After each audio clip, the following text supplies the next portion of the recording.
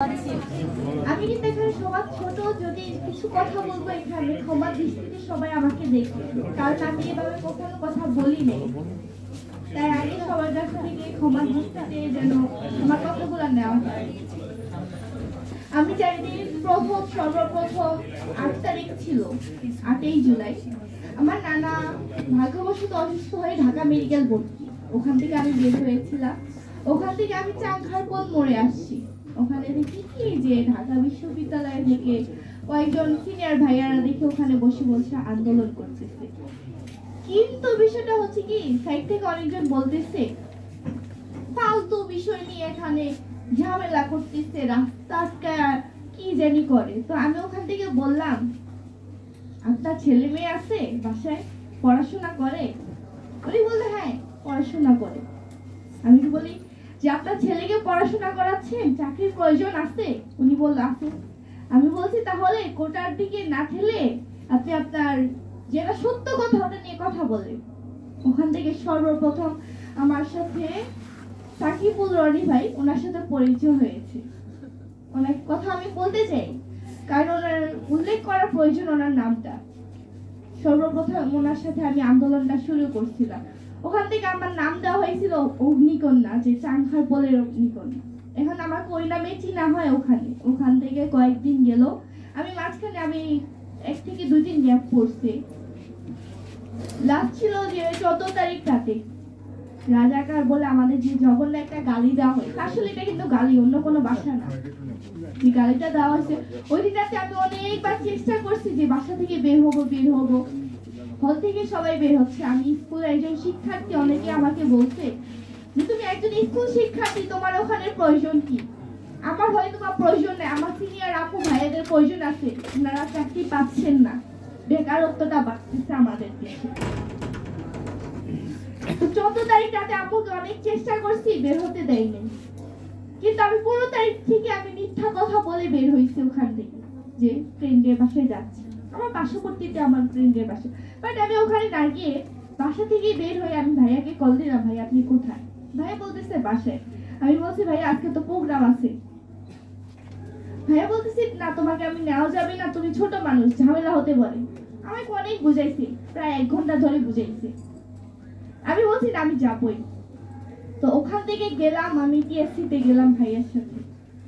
টিএসসিতে যাওয়ার পর আধা ঘন্টা প্রায় ওখানে মানে অনেকক্ষণ স্লোগান দিয়েছিল। ওখান থেকে পরে হচ্ছে হলের দিকে গেছে। যাওয়ার পর ওখানে ধাওয়া পাল্টা ধাওয়া হচ্ছে। প্রথম ইটটা লাগছে, লাগার পর আমি আবারও কিন্তু ধাওয়া পাল্টা ধাওয়া হচ্ছে। কিন্তু লাস্ট দিকে এসে ডিসি চত্বরে আমাকে ধরছে। ধরার পরেও আমাকে অনেক খারাপ ভাষায়, আমি জানি না কেউ কাউকে এভাবে গালি দেয় কিনা, যে গালি আমাকে দেওয়া হয়েছে। আমি ওই সাথে সাথে জিজ্ঞাসা করছি আপনার বাসায় কি আপনার আম্মু আব্বু বা ভাই বোন আছে কিনা। আমি ওই মার খাওয়ার ভিতরে জিজ্ঞাসা করতেছি ওনাদেরকে যে আপনার বাসায় কি বোন আছে, মা আছে? আপনি হয়তো বা আমাকে গালি দিচ্ছেন না, আপনি আপনার মাকে গালি দিচ্ছেন। তো ওখান থেকে আমাকে এটা বলার পর আমি যে হাত দিয়ে কথা বলতেছি, আমার ডান হাতের এই যে এই আঙ্গুলটার নখটা টেনে উঠাই ফেলছে। ওনাদের হাতে কি জানি একটা ছিল, আমি শিওরলি বলতে পারবো না, এই হাতের নখটা উঠাই ফেলা হয়েছে আমার। তারপর আমাকে থামাইতে পারতেছে না দেখে আমার মাথার পিছন দিকে বাড়ি দিছে। বাট ভাগ্যবশত আমার মাথা ফাটে নাই। বাট এখন হচ্ছে যে আমার সমস্যা দেখা দিছে, আমি এখন চুলও কেটে ফেলা লাগছে এতটুকু পর্যন্ত। আমি এখন হিজাব করে ঘোরা লাগে, এমন হয়েছে আমার বিষয়টা। থাকতাম হাজি সেলিমের এরিয়া, হাজি সেলিমের এরিয়ায় থাকি। পরে হচ্ছে 4 তারিখ, যেদিন 4 আগস্ট আমি আবারও বেরোইছি। কিন্তু এর ভিতরে আরো বেরোইছি যখন আমি স্বেচ্ছাসেবক দল হিসাবেও কাজ করছি ঢাকা মেডিকেলে। কিন্তু মুখ বেঁধে আমার কাজ করা লাগছে, কারণ যেহেতু আমাকে অনেকবার দেখা হয়েছে, অনেকেই চিনছে। আমার বাসা থেকে, গ্রামের বাড়ি থেকে আমার বাবাকে হুমকি দামকে অনেক দিছে। আমার আম্মুকেও বলা হয়েছে, আমার আপন কাজিন হয়, উনিও বলছে। তো আমার আম্মুকে বলছে দেখেন মেয়ে বড় হয়েছে, বিয়ে দিয়ে দিবেন, কয়দিন পর তো বিয়ে দিয়ে দিবেন, ও যে আন্দোলন করতেছে ভুক্তভোগী তো আমরা হওয়া লাগবে। তো আমার আম্মু উত্তর দিছে যে মেয়েকে আপনার নাম আছে, আমি মেয়ে বড় করতেছি, আমি কি জানি না আমার মেয়ে কোনটা সঠিক কোনটা ভুল? ও এখন বুঝতে পারে বিষয়গুলা। আমার আম্মু সাপোর্টে ছিল, বাট প্রথম দিকে এই সাপোর্টে থাকার কারণে আমার আম্মুকে অনেক কিছু বহন করা লাগছে, অনেক চাপে রাখছে আমার আম্মুকে। আমার বাবাকেও কল দেওয়া হয়েছে যে বাংলাদেশে আমার আব্বু একজন প্রবাসী, আমার আব্বুকে ঢুকতে দিবে না। তারা আমার আব্বু টাকা দিয়ে, ছোট্ট একটা পরিমাণে টাকা দিয়ে সাহায্য করেছিলেন। এটা হচ্ছে লাইভ করেছিলেন যে সবাইকে এগিয়ে আসার জন্য অনুরোধ করছে। তো ওই ভিডিওগুলো দেখার ভিত্তিতে আমার আব্বুকে হুমকি দিছে যে বাংলাদেশে ঢুকতে দেবে না, আমার আব্বু এয়ারপোর্ট আসলেই জেলে ভাত খাওয়াবে। এভাবে কথা বলে আমাকে আমার আব্বুকে বলা হয়েছে। ছোট্ট একটা ঘটনা বলি আমি আপনাকে। 4 আগস্টে আমাদের একজন রিপোর্টার আপু বলে গিয়েছিলেন যে পিজি হসপিটালের ভিতরে যে ভাঙচুরের ঘটনা, ওটার প্রতিবাদ আমি নিজে গিয়ে করছি। যে ওনারা বলতেছে যে আমাদের ছাত্র ছাত্রীরা হচ্ছে যে ভাঙচুর করছে, আসলে না, এটা ছাত্রলীগ ছাড়া কেউ করেন এই ভাঙচুর গুলা। ওখানে হসপিটালের ভিতরে নার্সদের উপরে, ওখানকার কর্মীদের উপরে হামলা চালাইছে। ওনারা কেন কথা বলছে? জয় বাংলা স্লোগান দিচ্ছে, এটা তো দ্বিতীয় হচ্ছে যে ওনারাই ভাঙচুর করছে। ওখানকার পরিচালককে আমি বলে দিতে চাই যে ওনাকে বলছি যে আপনি মুখোশ পরে থাকবেন না, যদি প্রয়োজন হয় মুখোশটা খুলেন, সিভিলে আসেন, আমাদের সাথে কথা বলবো, বাট আপনার এই পোশাকে আমি আপনার সাথে কথা বলতে চাই না। ওখানে একে তো হচ্ছে যে ভাঙচুর করছে ছাত্রলীগ, আপনি একজন ভিতরে থাকাকালীন কিভাবে ভাঙচুর হয়? আমি ওনাদেরকে প্রশ্ন করছি যে কিভাবে ভাঙচুর হয়। তো আগুন দেওয়ার পরে 1 ঘন্টার ভিতরে আমি ঢুকছি ভিতরে, আমার ঢুকতে দেয় না, কাউকে ঢুকতে দিচ্ছে না। আমি, আমার সাথে আরো কয়েকজন ঢুকছে, সাথে ছিল ফায়ার সার্ভিসকে ঢুকতে দিচ্ছে না। অনেকক্ষণ যাবত হচ্ছে যে ইয়ে করে, আমি মনে করি প্রথম ভাবছি যে না, কেন আগুন নিভাইবো।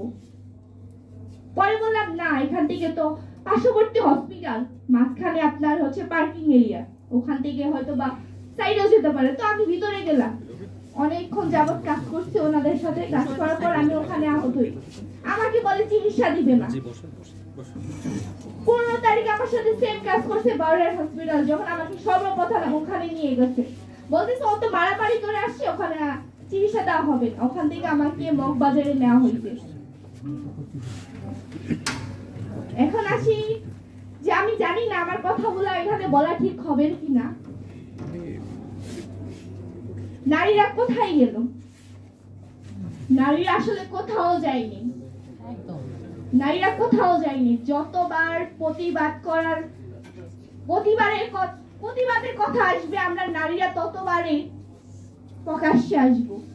আমি মার খাওয়ার পর আমি প্রকাশ্যে আসতে পারি নাই, আমি আমার মাকে প্রকাশ্যে আনতে পারি না। আমার ছোট ভাই আজকে, যাকে আমি আমার সাথে নিয়ে আসছি আন্দোলনের সময়, ও আমার সঙ্গী ছিল, যাকে আমি আমার সাথে আজকে নিয়ে আসছি আন্দোলনের পর সর্বপ্রথম আজকে আমি নিয়ে আসছি। আমি মুখ বেঁধে বেঁধে কাজ করছি বিভিন্ন জায়গায়, কারণ আমাকে চিনলে আমাকে মেরে ফেলবে। আমি আবারও বলতে চাই, আমি আজকে অসুস্থ অবস্থায় আমি আবারও প্রকাশ্যে আসছি। এরকম যতবার প্রয়োজন হয় আমি আসব, এটা আমি এখান থেকে কথা দিয়ে যাচ্ছি। এই রাষ্ট্রকে দেখছে যে নারীরা কিভাবে সংগ্রাম করেছে,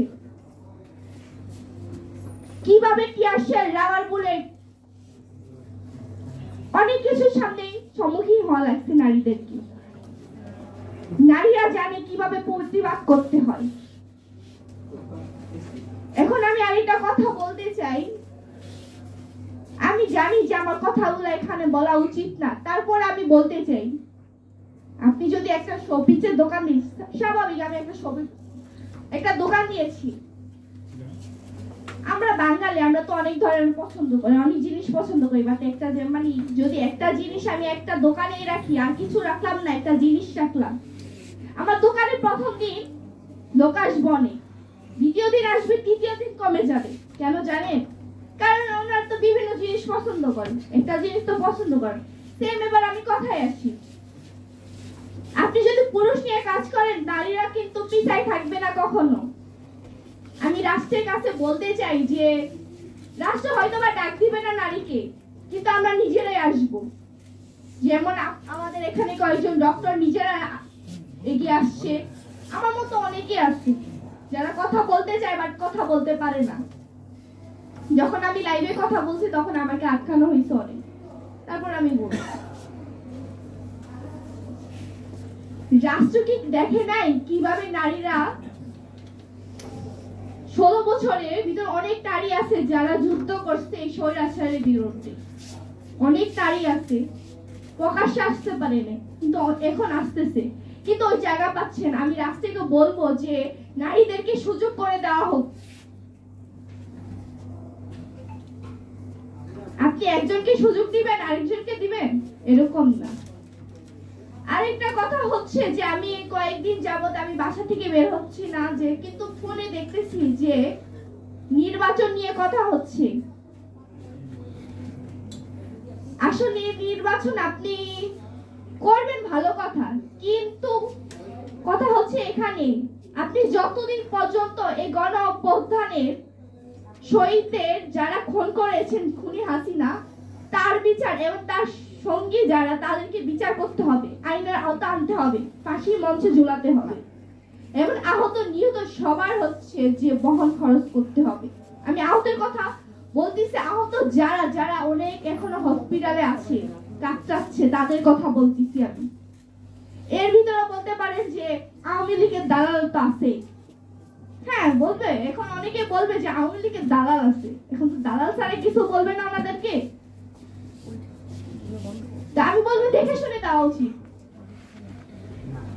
কারণ আমাদের শিক্ষার্থী যারা যারা আন্দোলনে আহত হয়েছে তাদেরকে দেখা হচ্ছে না। এই রাষ্ট্র কি ঘুমায় আছে? আমার প্রশ্ন। যদি ঘুম ভাঙে তাহলে আপনি আমাদের শিক্ষার্থীকে দেখবেন, নারীদেরকে দেখবেন। আজকে বিষয় হচ্ছে যে নারীরা কোথায় হারাই গেল। আমি এর ভিতরে অনেক কথা বলছি, আমি এখানে আসতে পারতাম না। আমি এখানে কি বলবো আমি হাজারবার ভেবে আসা লাগে। কেন আসা লাগে? কেন আমাকে হাজারটা বাধার সম্মুখীন হওয়া লাগে? এই রাষ্ট্র সমাজ আমাকে কিভাবে দেখবে?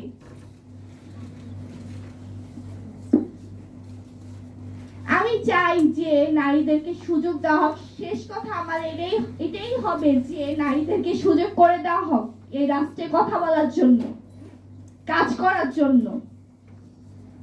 সংক্ষিপ্ত বক্তব্য দেওয়ার জন্য বলা হয়েছে, বাট আমি একটু লম্বা করে ফেলছি, তার জন্য ক্ষমা প্রার্থী আমি এখানে। তার জন্য